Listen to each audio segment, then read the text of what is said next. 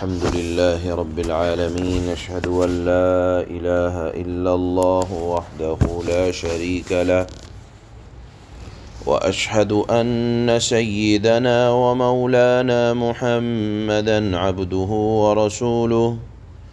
أما بعد فأعوذ بالله من الشيطان الرجيم بسم الله الرحمن الرحيم الحمد لله رب العالمين الرحمن الرحيم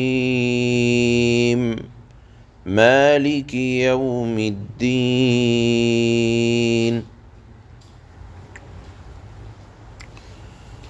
اللہ کے فضل و کرم سے قرآن کریم سے دوبارہ آغاز کی تفسیر کا دوبارہ آغاز ہے۔ پہلے تو ایک بات آپ کو سمجھا دیں کہ قرآن کریم کا کتنا ہی مفہوم واضح کیوں نہ ہو، لیکن اس کو سیکھنا پڑتا ہے، سمجھنا پڑتا ہے۔ بغیر علم کے اپنی سمجھ سے کوئی بات قرآن کے متعلق نہیں کہنا چاہیے۔ عام طور پر دیکھا ہے کہ جو چاہتا ہے اپنی سمجھ سے قرآن کی تفسیر، قرآن کا کوئی معنی بتا دیتا ہے۔ آپ کو میں بتاؤں، اللہ کے نبی کی ایک حدیث ہے کہ اللہ کے نبی نے فرمایا من قال فی القرآن بغیر علم فلیتبوأ مقعدہ من النار، کہ جس نے قرآن کریم میں بغیر علم کے کوئی بات کہہ دی قرآن کے متعلق تو وہ اپنا ٹھکانہ جہنم میں بنا لے، کیونکہ یہ کلام الملوکی ملوک الکلام، بادشاہوں کے بادشاہ کا کلام ہے، اپنی مرضی سے اس میں کچھ نہیں کہا جائے گا۔ اسی لیے آپ دیکھتے ہوں گے کہ قرآن کریم کی کوئی آیت کے متعلق اگر کوئی کہیں ایسی تفسیر کر دیتا ہے جو ہٹ کر ہوتی ہے تو تمام علماء اس پر نکیر فرماتے ہیں۔ لہذا یہ قرآن کریم کو شروع کرنے سے پہلے جان لینا چاہیے کہ اپنی مرضی سے کوئی بات نہیں کہی جاتی، بلکہ جو بات جتنی ثابت ہے اللہ کے نبی صلی اللہ علیہ وسلم سے اتنی ہی کہی جائے گی۔ اور ایک بات اور سمجھا دیں، ایک حدیث میں اور اللہ کے نبی نے فرمایا، جو ابو داود کی حدیث ہے کہ من تکلم فی القرآن برأیہ فاصاب فقد اخطأ، کہ جس نے قرآن کریم کے متعلق کوئی ایسی بات کہی جو اس کی رائے میں تھی، اگرچہ وہ رائے درست تھی لیکن چونکہ محض اپنی رائے سے گفتگو کی ہے تو اگرچہ بات صحیح ہو لیکن فقد اخطأ، اللہ کے نبی فرماتے ہیں کہ تب بھی اس نے غلطی کی۔ لہذا قرآن کریم کے متعلق سیکھنا چاہیے کہ اللہ نے کیا فرمایا، اللہ کی منشا کیا ہے، اللہ کی مراد کیا ہے، اور اللہ کی مراد کو جاننے کے لیے جناب رسول اللہ صلی اللہ علیہ وسلم کی احادیث کا سہارا لینا پڑتا ہے اور دین کو سیکھنا پڑتا ہے، جس کو کہا جاتا ہے علم، اور وہ علم اللہ کے دین کے خادم خدمت کرتے رہتے ہیں۔ لہذا سب سے پہلے یہ جان لینا چاہیے کہ ہمارے لیے قرآن کریم کا علم سیکھنا ضروری ہے۔ یہ بات متعدد مرتبہ کہی جا چکی ہے کہ ہم سے ہمارے محبوب اللہ نے جس پیارے انداز میں خطاب کیا ہے، آپ دیکھیں کہ اگر آپ کے چاہنے والا، آپ کا ماننے والا، یا آپ جس کو چاہتے ہیں، اگر وہ آپ کو کوئی ایسی بات کہہ دے جو آپ کے سمجھ میں نہیں آ رہی، مثال کے طور پر آپ کسی سے محبت کرتے ہیں اور اس نے آپ سے اپنی محبت کا اظہار کیا ہے لیکن آپ اس کی زبان نہیں سمجھتے، تو اس کے پیغام کو دنیا کے پاس جا کر پوچھتے ہیں، ذرا بتاؤ تو صحیح میرے محبوب نے مجھ سے محبت کا اظہار کن الفاظ میں کیا ہے۔ جگہ جگہ جاتے ہیں تو اللہ سے بڑھ کر ہم سے کوئی محبت کرنے والا نہیں ہے، اور ہمارا مطمع نظر یعنی نظر کی آخری انتہا محبت کی وہ اللہ رب العزت والجلال کی ذات ہے۔ اللہ نے اپنی محبت کا اظہار قرآن میں اپنے بندوں کے ساتھ کس طرح سے کیا ہے اس کو جاننا ضروری ہے، تو ہی اس محبت کے اندر اضافہ ہو سکتا ہے۔ لہذا یہ قرآن کریم کی آیات کا ترجمے کے سلسلے میں روزانہ ایک آیت دو آیت آپ حضرات کے سامنے پیش کی جائے گی، اور یہ معمول چلتا رہے گا، اور انشاءاللہ سانس کے آخری حصے تک چلے گا جب تک جان میں جان ہے۔ اللہ کے فضل سے بند کرنے کا تو ارادہ نہیں ہے۔ دوسری بات، قرآن کریم کے ادب کے ساتھ اس کو سیکھنا بھی ہے، سمجھنا بھی ہے۔ جس طرح سے اس سے پہلے قرآن کریم مکمل ہوا، وہ در حقیقت میں تو یہ کہوں گا کہ ہمارے عوام کی طرف سے قرآن کا درس نہیں ہوا، قرآن کی توہین ہوئی ہے، اس لیے کہ ہم درس کرتے تھے،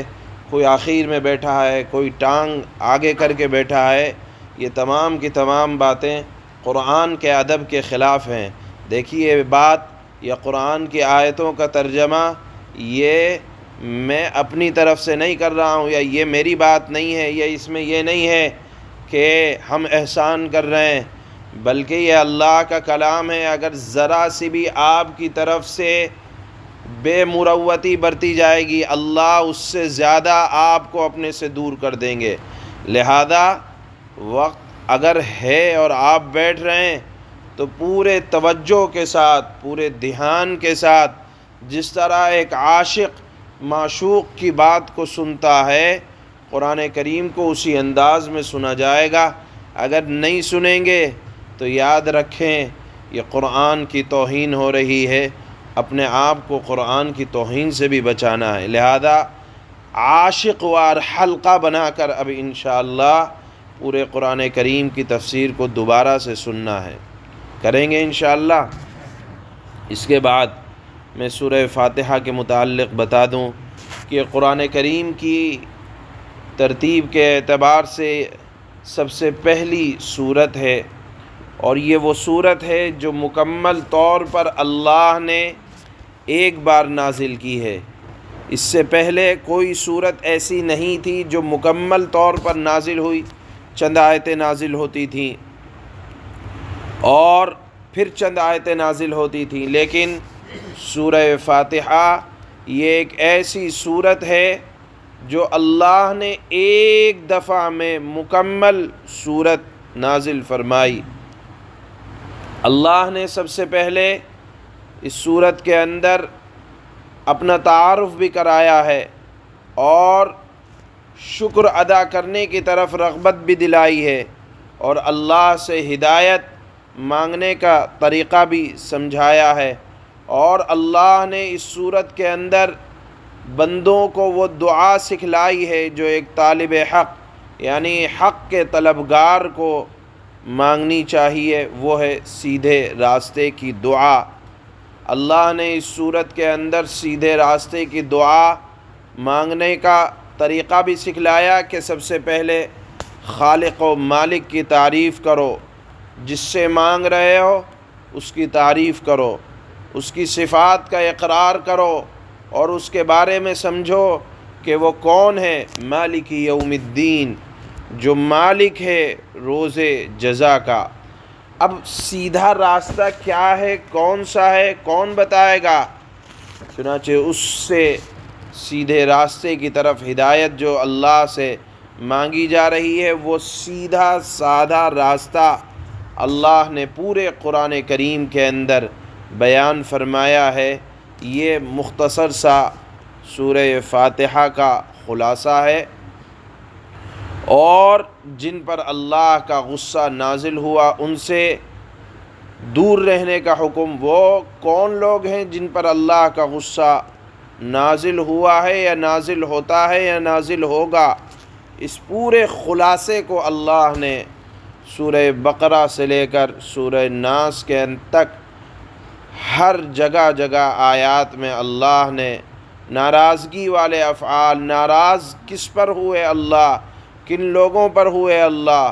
اس کو بیان فرمایا ہے۔ بہرحال پہلی آیت آپ جیسے جانتے ہیں کہ اس کی یہ ہے الحمدللہ رب العالمین، تمام تعریفیں۔ علماء نے لکھا ہے کہ یہاں الحمد میں جو الف لام ہے وہ استغراق کا ہے، مراد یہ ہے کہ جتنی تعریفیں ممکن ہو سکتی ہیں، ہم کوئی تعریف کریں، کسی کی تعریف کریں، کسی کے حسن و جمال کی تعریف کریں، کسی کے کمال کی تعریف کریں یا کسی کی ذات کی تعریف کریں، تمام تعریفیں اگرچہ ہم دنیا میں کسی کی کریں، وہ در حقیقت کہیں نہ کہیں وہ تعریفیں اللہ کے لیے ثابت ہیں۔ وہ اللہ کون ہے؟ رب العالمین، جو تمام جہانوں کا پروردگار ہے، جس کی شان یہ ہے الرحمن الرحیم۔ الرحمن کا ترجمہ یہ ہے وہ ذات جس کی رحمت بہت وسیع ہے، اور رحیم کا ترجمہ یہ ہے جس کی رحمت کامل ہو۔ اگر آپ سمجھ رہے ہوں گے دونوں کا ترجمہ رحمت سے متعلق ہے تو رحمان کہہ دیتے، رحیم کہنے کی اللہ نے کیوں رحیم فرمایا؟ تو اس کے سلسلے میں جان لینا چاہیے کہ دیکھیے ایک لفظ ہے رحمت، اور رحمت کا ہونا اور وہ رحمت کا کامل ہونا۔ مثال کے طور پر اللہ نے اس فضا کے اندر سانس لینے کا موقع دیا، مجھے بھی دیا، آپ کو بھی دیا، اور ایک غیر کو بھی دیا، ایک ڈنڈوت کرنے والے کو بھی دیا، ایک کافر کو بھی دیا، ہر ایک کو اللہ نے جینے کا موقع دیا۔ پانی میرے لیے بھی برسا، کافروں کے لیے بھی برسا، سارے جہان والوں کے لیے برسا، یہ اللہ کی رحمت ہے۔ الرحیم کا ترجمہ یہ ہے کہ یہ رحمت برابر رہنے والی ہے، ایسا نہیں۔ اس کو اگر اور میں وضاحت کے ساتھ بیان کروں تو یہ سمجھیں کہ مثال کے طور پر اگر آپ کسی کے اوپر احسان کر دیں تو اس کی خوشی ذرا دیر کے لیے ہوگی، یا مثال کے طور پر ایک اور مثال لیں، کسی کے والد کا اگر انتقال ہو جاتا ہے، اس کے یتیم بچے ہوتے ہیں، تو ہمیں اس کے ساتھ ہمدردی ہوتی ہے کہ بھائی اس کے باپ کا انتقال ہو گیا۔ ہمارا بھی انسانیت اندر کا انسان جاگتا ہے،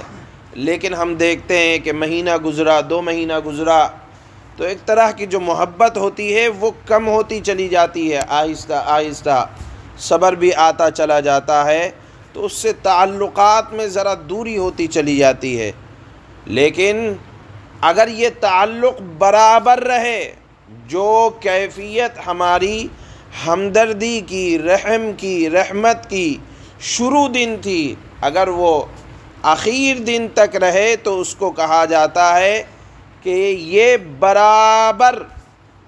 رحمت کا تعلق ہے۔ تو اللہ کا بندوں کے اوپر جو رحمت کا تعلق ہے وہ ایسا نہیں کہ 2-4 دن کے لیے ہو، 10-20 دن کے لیے ہو۔ یا اللہ کی رحمت صرف اور صرف جوانی تک کے لیے ہے، بچوں کے لیے ہے، یا بوڑھوں کے لیے ہے، یا عورتوں کے لیے ہے، یا کچھ دن کے لیے ہے، یا پھر صرف مسلمانوں کے لیے ہے۔ الرحیم کا ترجمہ یہ ہے کہ اللہ کی رحمت کا سلسلہ میری زندگی کی شروعات سے جو شروع ہوا،